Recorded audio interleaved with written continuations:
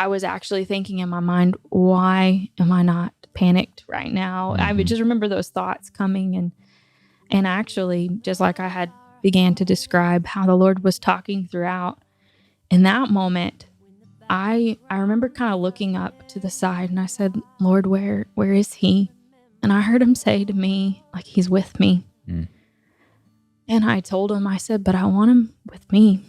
And I had this image of him holding Urias, like there on the throne, like just with him.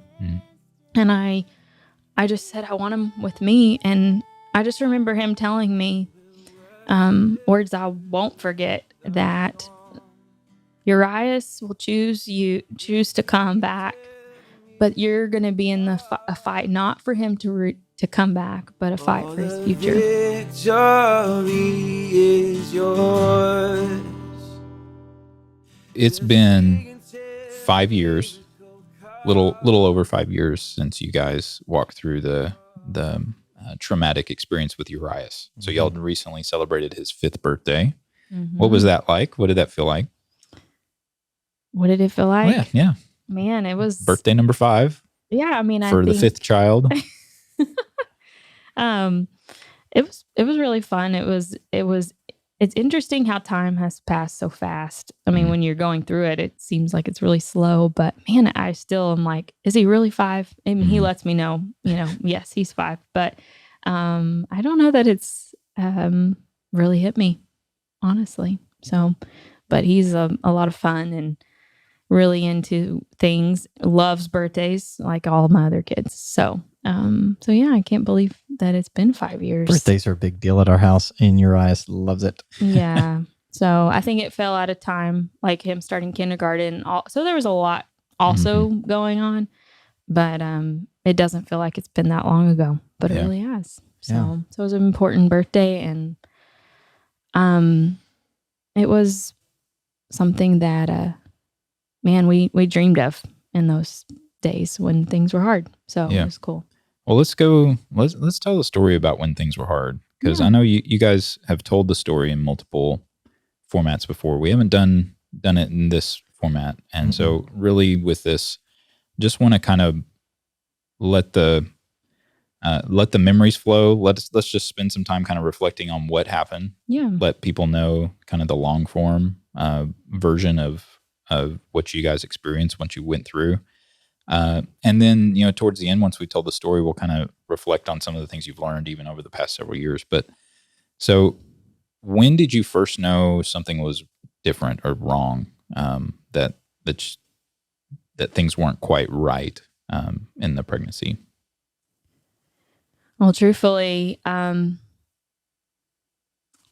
pregnancy with him was one that very early on, that, man, it was just heavy. That's the way I would describe it. It just felt like something I had done 4 times before. Well, right at our 10th anniversary, before she was pregnant, it was a real low spot in our life. It was just going through a really difficult time already. And then a couple weeks later, she got pregnant, and a couple weeks later found out she was pregnant. And so that's like, it kind of started in kind of just a low season, and then getting pregnant almost compounded that for her. That's good. That's a good way to say it. I mean, because you'd been, this is your 5th child. You'd gone through this 4 times before, but this one felt different kind of throughout the pregnancy. Yeah, because I think in pregnancy, like you go through the weeks of nausea that just, you don't feel yourself. You want to keep up with the other kids you have. Life does not slow down so that you can take a nap. I mean, all of those things are factors, and those are all things I've always, you know how to do those as you do it more. And so those things are no big deal, but, and you get through it. And I always, week 13, 14, we're always like, I feel better, And so at first in the pregnancy, man, I was just thinking about week 13 and 14. Like, let me just trying to get there. to that threshold. Maybe what I'm feeling, and maybe this nausea is playing all into that, because I mean, so much is going on. And so that was my first like finish line, even in my mind, because a lot of it was more just like this, I I don't know, maybe overwhelm would be the way I'd describe it. So do you think mentally you were in a different place during this pregnancy than you had been? Yeah. Where before it's kind of like, oh, this is just the way it is, and we just go through it. For some reason, my mental capacity with him felt like I was always overwhelmed. I could not put a pinpoint on it, though, for any external circumstances. There was nothing in life that was like uniquely different. There was absolutely nothing in life that I could pinpoint it to. It was just more of an internal battle that I was going on. So as far as from the doctor's standpoint, I mean, everything about the pregnancy was healthy. There was absolutely nothing. Nothing was different than any of the others. He developed just great. All the ultrasounds were fun to see. So, everything was exactly how it should have been. So business as usual. It's your fifth time. You guys aren't anticipating any complications. If anything, I just knew I was going through some things. I never, ever thought pregnancy was the reason for it. I have in years past, and even when those kind of seasons happen, I just know it's a call for prayer. And often I've had to learn within my own self, like, not to pick up burdens that aren't mine, or, so I just equated it to, it's a spiritual battle. It has nothing to do with him. And she's already a discerner and very heightened to discernment in places, people, seasons. And it's like the volume in the negative got cranked up in that whole season. What did you perceive as her husband during this time? Like, was she showing signs that this was different? Was it? Oh yeah. Yeah. So for our 10th anniversary, we were supposed to go on a cruise. The night before we leave, it gets canceled from mechanical issues or whatever. Like, we get this email. It was Wednesday night church. We're supposed to leave Thursday morning. We have our bags. We're about to drive after service. I preach. We're going down and get to, like my mind. I'm having to focus to stay in being able to minister, and then as soon as I'm done ministering, like you're I'm on vacation anniversary mode, and during service, after service, we're reading an email that basically says it's canceled and you can reschedule, and here's 15 options to reschedule. Like, it's not like I think it's that would describe the delay. Season very well. And it's like it's not a vacation that you're going on. Yeah. And so we just there was some other things going on. So we hit a low point already, but like, we've had challenges before. We're just gonna we're just gonna get through this. Well, she gets pregnant, and then before we realize she's pregnant, we've already scheduled when the replacement trip. The trip's gonna be. Yeah. So she discovers she's pregnant, like, I don't know, the week before we leave. And so it's already been, you just know, I don't know, you've been married long enough. There wasn't like anything like we were just at each other's throat and that's what made it bad. It was just some external circumstances that, like, this is just a lull in our lives. And I don't really understand it, but I know we're in it. I don't know what to do to get out of it. We're just going to stick together and figure this out. And so already kind of we were heightened. But when we are at the hotel, that the next day we're going to get on the boat. And again, she's 6 weeks pregnant, 5 weeks pregnant, enough that she had just found out the week before. So no more than 7 weeks pregnant, and 6 weeks to the 13, 14 mark. Again, we've done this 4 times. Like, I know it's not fun. And I know I got to be in more support in that season, especially. And she's always been a champ. But I don't want to stink as a husband and a father. So the night before, like, or the day before, we're driving down, and I can tell she's just not doing good. And it's not like complaining as much as just these not good comments, and our discussion is not going anywhere. And I'm like, I'm trying to get in vacation mode, and we're having this kind of a conversation. And those of us who are married can relate to conversations like this. Yeah. All of us have it's like I experienced wanted him to tell me what is going on. And yet that wasn't really the right question. I knew that there was a battle that I was in the middle of. And I didn't feel like I could take a break in vacation mode. So to check out my mind into vacation mode felt like awful. And she's just like, I just don't want to go. I don't want to get on that boat. And I'm like, we're on getting the way. on that boat. Like we're here. We're getting on that boat. Yeah. So I probably pushed a little too hard in that moment, but it was pretty miserable for her, just seasick and then just the comments about things she's concerned about or afraid of, that like, that's not normal, that you would normally say those kinds of things. And usually my initial response is like, listen, and then like, we're going to get through this. We're going to push through this. And you could just tell it was harder to have those conversations, but we're 10 years married. It's not our first time to be in a difficult moment or difficult season and have this kind of tension. That again, it wasn't like something specific between us. It was just something that like we're struggling to talk through these things, and I really am not understanding. And I don't already have a very high empathy, but I'm trying to empathize. But also like, you're stronger than this. Whoa! So that early on was just early signs of like, okay, this isn't just like, suck it up, buttercup. Like we're gonna have to talk this. So that lingered, and those kinds of hard conversations and the temptation to be like, you're stronger than this. You just need to get over it. Like, I don't want to say those things. I want to listen and empathize, but why are we circling the same thing? I don't understand. You're anxious or afraid of things that you're normally not. And I refuse to be an anxious person. I had developed in my own life years earlier, probably 5 or 6 years earlier, maybe 2 or 3 years earlier, just worked on my own prayer life because I had a lot of anxiety and it caused physical reactions of blood pressure being high and stuff like that. So I made a commitment to become a person of peace. And so I'd been working on that for years already. And this is really tough.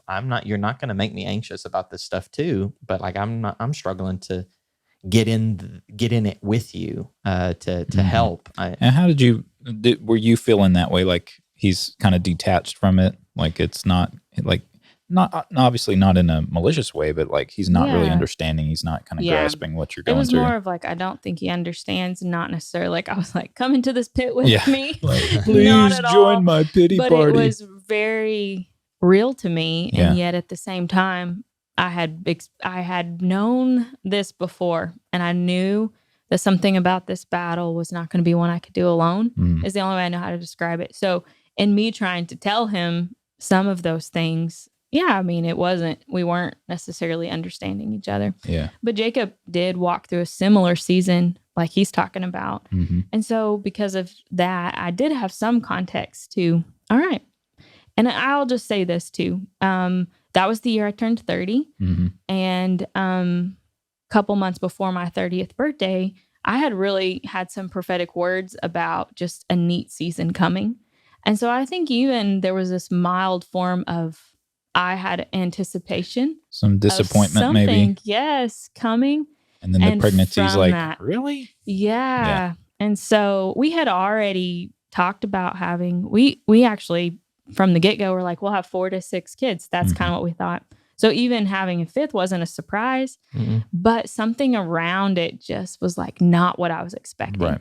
So it was that line of expectation, totally feeling like what I had imagined this to be. So I think I was dealing with that as well. So the backdrop for the situation that you guys have no clue you're going to walk into eventually is this kind of underlying tension that you're feeling, this unsettledness, this battle you keep, you've referenced. I think you've even talked about it on previous episodes. Yeah. And this has kind of been the mark throughout this whole pregnancy. Yeah. And you've kind of like, it doesn't make sense. Why am I struggling? Yeah. These are the things that solved this in the past aren't solving it now. That's exactly how I would say it. It was like strategies that I would employ for being that person of peace, being unanxious. All of a sudden they're not working. They are not working. Yeah. And that was really, it made me feel like I couldn't get my grounding. Yeah. That's And then the way I would compound describe it with a pretty significant change in my job. It was the first time really early in the pregnancy was I transitioned from being campus pastor and executive pastor to just being executive pastor. And though that sounds like that not big a deal, it caused a lot of disruption and changes in like our community rhythms. So relationships and being with the congregation and the way we would be in our church community was shifting as well. So y'all are going through multiple normal shifts. Yeah. Like what you had experienced up to that point and what you're kind of in your mind thinking, oh, pregnant again, this is 5th time, run the play. Exactly. We'll do this. All of a sudden, like all those things aren't working. Yeah. So fast forward a bit too, like it's baby time. This is the backdrop. It's a season of things not being like settled. Foggy. That's the way I would unclear. Describe it. Yeah. I think we'd just come out of Jubilee. Yeah. Right. Because he was born in August. So, Jubilee is always a time of, I don't want to say upheaval, but change typically. Like it's a precursor to change in our lives and just especially in church leadership and stuff like that. So, you guys are aware, obviously, that, hey, baby time's coming up soon and you've come out of Jubilee. Talk us through like what the experience was when it's like, oh, okay, something's wrong. Yeah. So she had a normal doctor's appointment. This was a Friday. I had a normal doctor's appointment in Durant, and she had gone to Durant and had the appointment. And that's when they told her, hey, you need to get to the hospital this afternoon. Today's the day. You need, no. And is this normal due date time? It's not early or within 2 days. Kind of within a couple of days, right? Yeah. So he's full term. All the signs seem good. He's ready. You're ready. You need to go to the hospital. And at that time, we were living in Sherman, and we could choose between Sherman or Durant. And she had come back to Sherman. I had the kids that morning, and she's like, "Hey, today's the day. We need to get there." And that was when I remember being at Chick-fil-A, and that's when things just, you're like, I need to be where my doctor is. So So it's slightly different than he's remembering it, but basically, of course it is. I never made it. I never got to the doctor's appointment. I didn't go alone. I was headed to go alone, but I started experiencing such heavy contractions that I told him, I don't know that I can drive myself. That's how intense the pain was. And so anyway, I had the kids at Chick-fil-A. That part I remember. you remember because the reason he did was I was finishing like deep cleaning the house.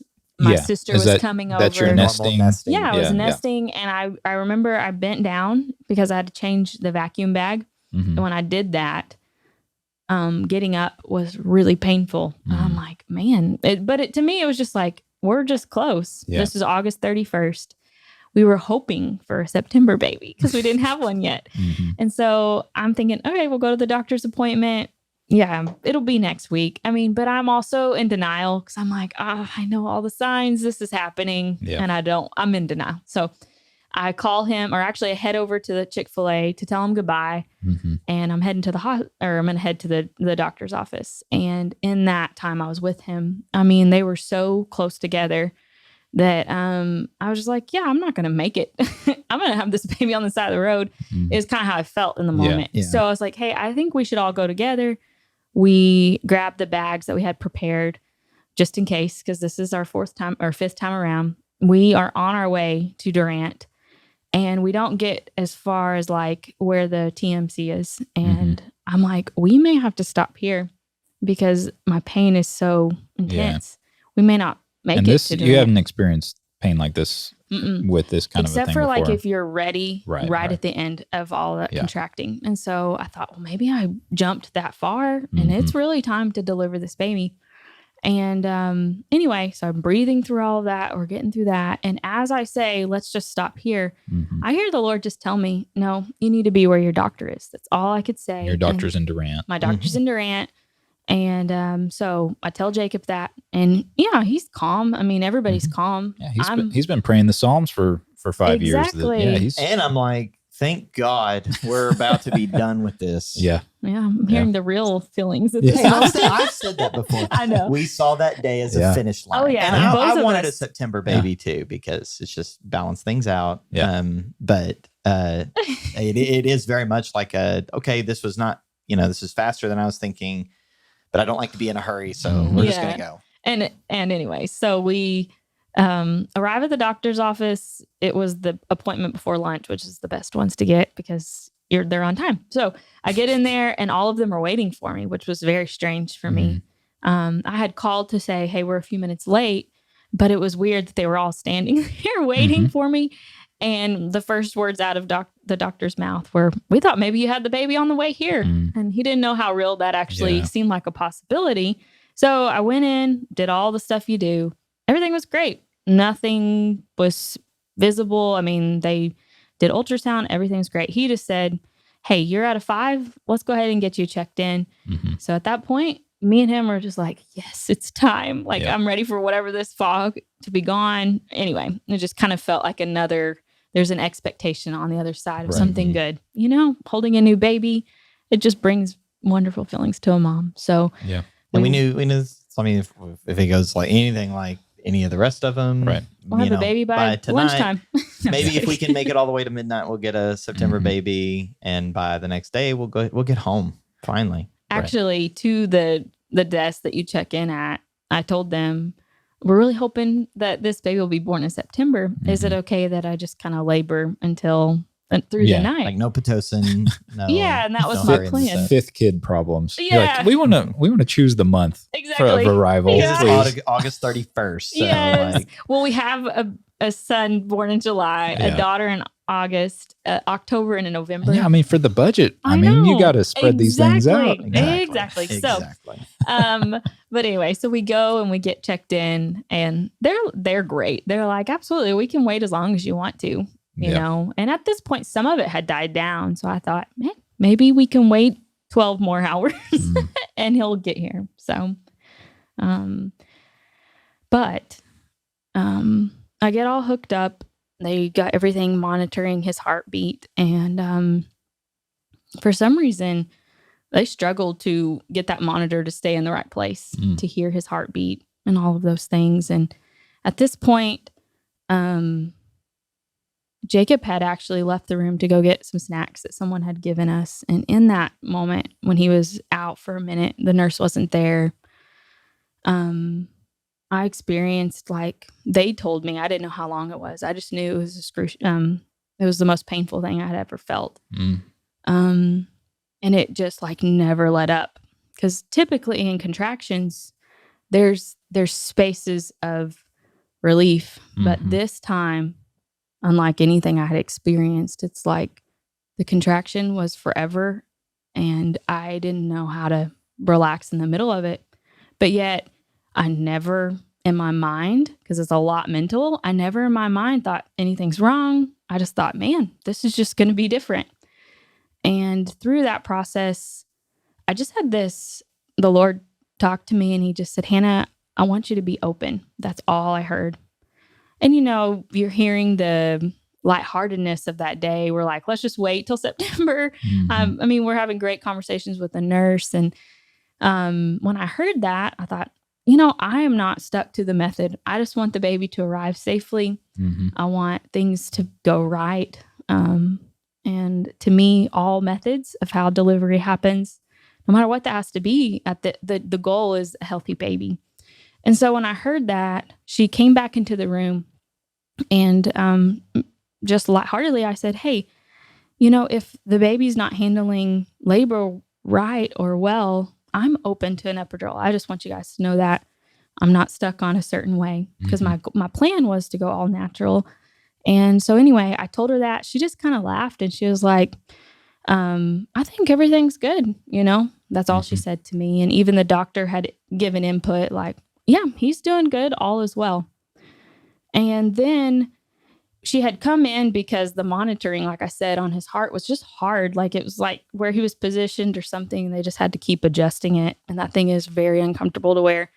But anyway, after that, I went into another very, very hard contraction. And from that, I began feeling like I was leaving my body. Like I felt in a moment like the room was narrowing and things were going small. And I just was losing consciousness or something. Yeah. And she was there and I said, hey, can I have a drink of water? I don't feel right. And at that point, the doctor had already come in and he began giving me the epidural. But in an epidural, you have to relax. That's the way it's effective. But with the type of contraction I was having, it's like my body would not relax. So it was difficult, but they were able to do it. And she handed me some water, which you don't typically do. Right. It's ice chips. Yeah. But it was like the only thing that felt like would keep me here. It was like I was passing out is what I was feeling. And are you still getting snacks at this point? No, he's in the room. Yeah, thank you for clarifying. He's back in the room. And so this all kind of happens quickly. And Jacob probably has perspective that this is just what I'm going through in the moment. And next thing I know, the doctor's like willing me to the operating room. So I don't even know that I hear what conversation's being had or what's happening. Honestly, in the room. it's a blur for me. Yeah. It's I can't access those memories. Right. Not like it was particularly traumatic. It's just like everything happened like that. So fast. That all I remember is something like what she's saying. I remember her saying like, I need a drink of water. And then I don't have any conscious memory of like how time passed, but the next thing is he's like, get her to the operating room, something to that effect. Yeah. And I'm getting, as she's being wheeled out, they're telling me, put on this, put on this, put on this.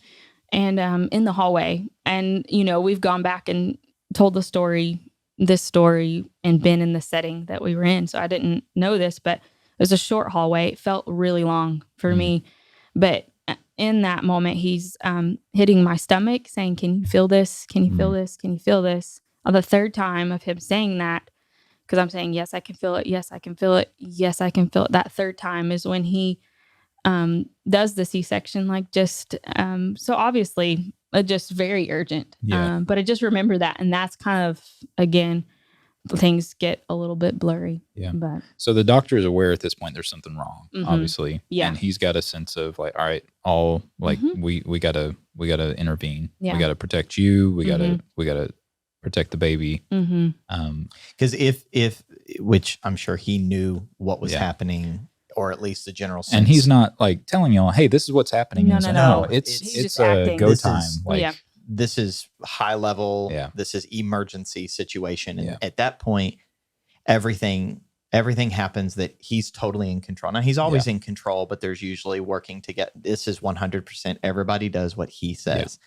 And he knows there's something happened, which we know to be a placental abruption, or he could see it was happening, or it was about to happen, or it did happen.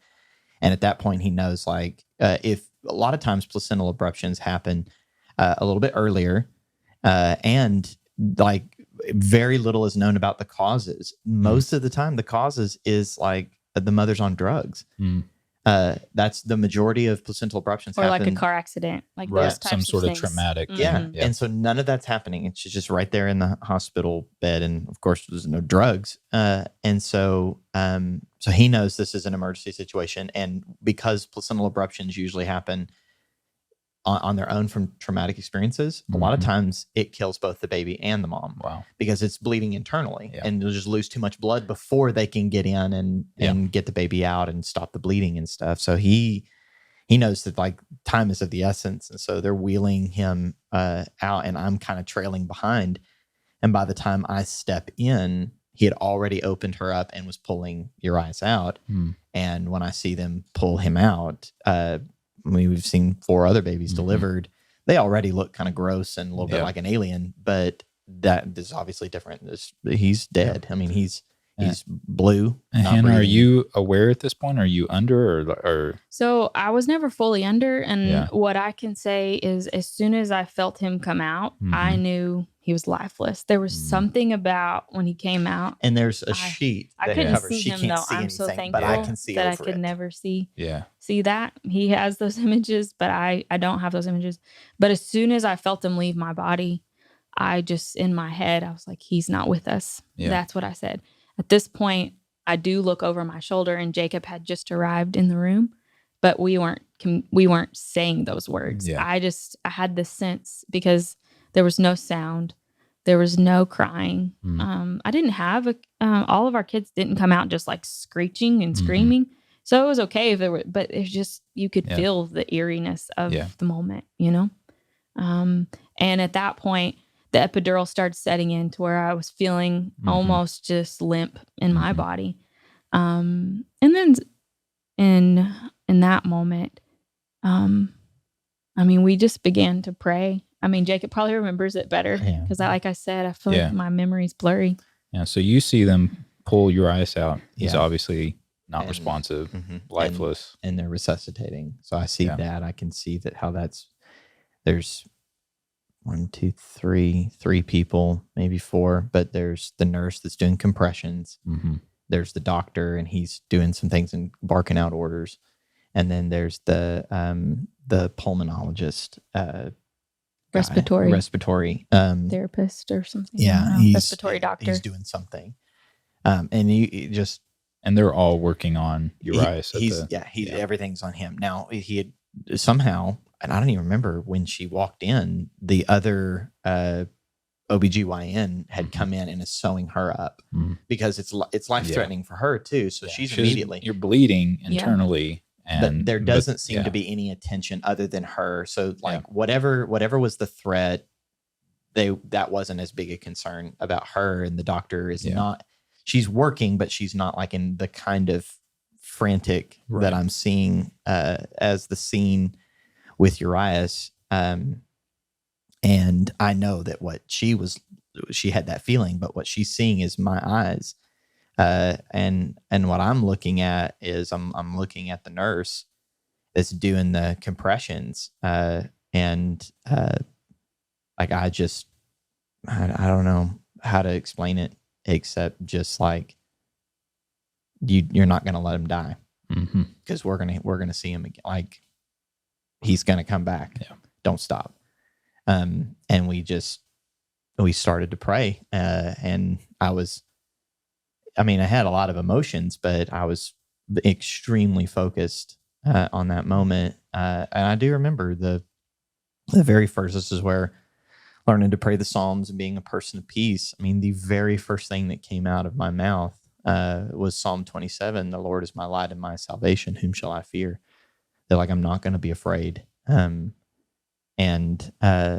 we just began to pray and like not letting emotions take over, but stay focused on we're going to believe. And she has a lot more going on inside of her. I'm just watching, and and this goes on. This goes on. I don't know 20, 25 minutes. Like a total of 20, 25 minutes. But in your perception, like I can't imagine, like time isn't like flowing like normal. It feels like hours. Yeah. It's like time. Like there's no awareness of a world outside of what's 15 feet in front of me. Right. And what do you recall? Yeah. So what I recall in that moment was I remember a new nurse had come and she was on this side of me and she was being extremely, almost like she was taking charge over me, like in a way that was for some reason, like there was a supernatural peace. I was actually thinking in my mind, why am I not panicked right now? I would just remember those thoughts coming and actually just like I had began to describe how the Lord was talking throughout. In that moment, I remember kind of looking up to the side and I said, Lord, where is he? And I heard him say to me, like, he's with me. And I told him, I said, but I want him with me. And I had this image of him holding Urias, like there on the throne, like just with him. And I just said, I want him with me. And I just remember him telling me words I won't forget, that Urias will choose to come back, but you're going to be in a fight, not for him to come back, but a fight for his future, which just told me what kind of battle we were in. that he may make it through the resuscitation. And I can't say that in that moment, there was just the certainty of that. Right. There was just more conversational of like, this is going to be a battle. Mm-hmm. Like the battle that you'd been feeling this whole pregnancy. In that moment, I'm like, aha, this was preparing me for this moment. That it's not an end. Like we were waiting for this celebratory, like it's finish finished. Line. Right. It was actually a beginning. Right. And yet, in that moment, I mean, I'm trusting everybody in the room. I'm seeing on his face this focus, and I'm unsure of myself. What is happening to me? What's going on? I had still not heard from the doctor, like what actually happened. So I'm really just in this helpless dependence of like, these people in the room know what they're doing. Yeah. For 20 minutes, we're not going to hear anything until something happens. And what we found out is the pediatrician that's in the room, we didn't know any of this until much later, but like after 10 minutes of resuscitation, they're supposed to stop because it's definite and extreme brain damage of not having oxygen for 10 minutes. And it could have been 5 minutes, could have been 10 minutes inside the womb that he was without oxygen. Definitely by the time they got him out, it was a blue alert, or it was just not code breathing. Blue. Blue. Yeah. So he's not breathing. Well, he's not breathing to the point where he's completely lifeless. Mm-hmm. So the pediatrician is like trying to be subtle and not be out loud, but like trying to send signals like to stop. You've got to stop. And Dr. Whittington, her doctor, he's in charge, so it's his operating room. He gets to choose what to do. And the nurse, it is a blur, and I don't remember all that is said. I know that there were things being said, but I think I just had this fierce determination and focus, and just was lasered in on my son and the nurse. And she just wouldn't stop. Like he was telling her to keep going and do this. And I know he was saying things. I don't have any memory of what those things were. Felt like the room was quiet. As much as what activity was going on, it's like the room just had a silence to it. And it so the pediatrician's trying to get him to stop, and they won't stop. And it goes for about 20 minutes or so. I can't remember all what was, but there was signs that like, okay, they got breath back. So he's been resuscitated. Yeah. I can't call that a resurrection, but it was a resuscitation, came back to life. He was dead. I mean, like you're not breathless for 20 to 30 minutes and not be, that's dead. Yeah. Because there isn't going to be, because all the organs shut down in a certain sequence, but they were all shut down. So nothing, including his brain, was working. Right. And so now, okay, they got resuscitation, they got some breath, but this kid's body is now having to reset. I actually don't even have any memories of going from operating room to they wheeling you into the kind of the your room for a little bit, and then Urias into the nursery. Like it's like I can remember some of those things. The very next memory I have, like from that moment when I see that they have resuscitated him, the next moment in my brain is being in the nursery, looking at him and just trying to get a sense. Okay, what are we up against? I do remember while they were resuscitating, because as far as all the rest of the family knew, we're having a baby.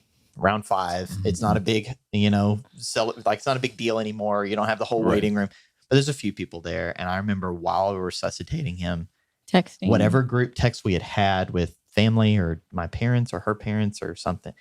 Like I just text some version of like, pray now and pray hard. And so there were people praying. I remember your mom, Abby, Janelle, and my mom. Your mom had all of our kids at the play place. Yeah. So I remember Lizzie was there. I remember after they resuscitated him and got you, I guess as soon as they resuscitated him, at some point I walked out and I had to let them know what had happened. And that's when I know that like the emotions were starting to catch up and take over. And then I went back in, and yeah, that's a blur. I don't know how many details of What that do is you necessary. remember? Yeah. Hannah, So that- in there in the operating room, I remember the nurse came back to me, and still I'm not aware of what has all taken place, but she just said to me, "I'm so sorry that I had to leave you." And I didn't know what she meant because I never felt left. This was the nurse that was there in the very beginning. And this other nurse had shown up, and every one of them were instructing me what to do. And it was they were being very authoritative, which is what you should do in those kinds of moments. But I just remember she came back and was like, "I'm so sorry that I had to leave you." And then Dr. Whittington did walk over to me, and he just said, "Your baby is very sick." That's all he told me. And those were just the few things of the memories in the operating room. I never saw Urias, never saw any. My first moment of seeing him was as he was leaving to go to the NICU, in Plano. But they took me into a different room for recovery. And my mom was there. And this was when we said, "Okay, so what's his middle name going to be?" Because we were going between two names. Mm-hmm. And I said, "I think it should be John," because we were going between, two names. And that's when we started exchanging, "Are you going with him? Yeah. And what's this going to look like?" So at some point, it's decided he needs to get urgent, medical attention. I remember being in the nursery. And this is part I wasn't there. And by that time, my dad had come. I remember my dad came in to the nursery with me, and we were just like, "Okay, he's very sick. What is it?" Mm-hmm. Because at this point, I hadn't even heard what happened to me. So we don't know how long. We don't know that they're thinking brain damage. We don't know that we're just thinking he resuscitated him. Okay, now what? Yeah. And they were having a hard time explaining how bad it was. Yeah. They're like, this is really extreme. On his pH scale, he's 100% acidic. On all of his organs are shut down. We're going to have to send him to a NICU. And that's when I came back in the recovery room, and the Dr. Whittington, it's all he could say is, "Your baby's really sick. Your baby's really sick." He wouldn't say anything other than that. Mm-hmm. And we're going to have to get him to the NICU. We're going to care flight him. So they've called their plane, and it just somehow in that time, she goes to a normal recovery room, and they're prepping him, and they put him in this huge incubator thing that they're going to care flight him. And that's when the first time she sees him is in this incubator, and it doesn't look good. And they wheel him in for us to say goodbye. And that's when we decide, okay, I'm going to go, and you're going to stay here. In that time, there's a lot of details. I don't know how critical they are, but my dad and Zach drove with me. They drove me to Dallas, and I remember riding with my dad. Stopped by the house for me to get a change of clothes or a few things. I just remember, just kneeling on the floor in our bedroom, just praying, and just I don't know what to do, but I'm going to trust. Yeah. And I'm going to fight for my son. I don't know how bad it is. Again, nobody's saying anything clear. It's all this, it's either medical jargon or we don't know. And so I don't know how bad this is. I don't know what, we don't know. I just know, okay, all of his organs are shut down. What's the process they come back on? Is there a process? No one has even said brain damage at this point. And I don't even think we were aware at this time how much he had been having seizures. That was happening. But in little babies like that, it's not as dramatic as what you can see. Sometimes just a tiny little twitch of the arm is actually is a seizure. And so I think he was very twitchy. He has one seizure in the Durant Hospital, and then one or more on the way to the NICU, which is about a 70-mile drive from Durant. And did they fly him there? And they care flighted him. Yeah, they care flighted him. Helicopter. Yeah. And so, all this happened in a flash. I said goodbye, and I just go. And when we get there, she has much more to say about that time. But when I get there, and I get there about half an hour behind him, the neonatologist, which is the pediatrician that oversees the NICU for newborns. I can't remember how long. It was a while. Just me, Zach, and my dad in the foyer. And she's not, in no way is she rude, but she's very clinical. And just says, that's when first I hear he's had seizures. There's a lot they're just going to be observing. We're going to put him on the cooling treatment. That's what they had told us in Durant, that they're going to put him on a cooling treatment, which is a 72-hour treatment. They lower his core body temperature so that as his body comes back online, his brain doesn't reset too hard and does more damage. But they're being vague about it. Right. We don't know anything about this. Anyway, just don't even know. I don't ever remember them saying anything about brain damage at that point. And then so we got him on the cooling treatment. There's this. You won't be able to go see him for another so while. And so the lady, and my dad's a little more firm. He's like, so how long is he supposed to be here? She's like, we don't know. It's probably going to be a while. I think in maybe Durant they actually told us 3 months is what Dr. 3 months. Wow. Yeah. So they said, it was a lot we just don't know until we see, but you should prepare to be here a while, a couple months. And so we prayed, and then they left, and the hospital has these 2 rooms that are outside the NICU that are like hospital rooms that they use when they're about to send babies home with the family.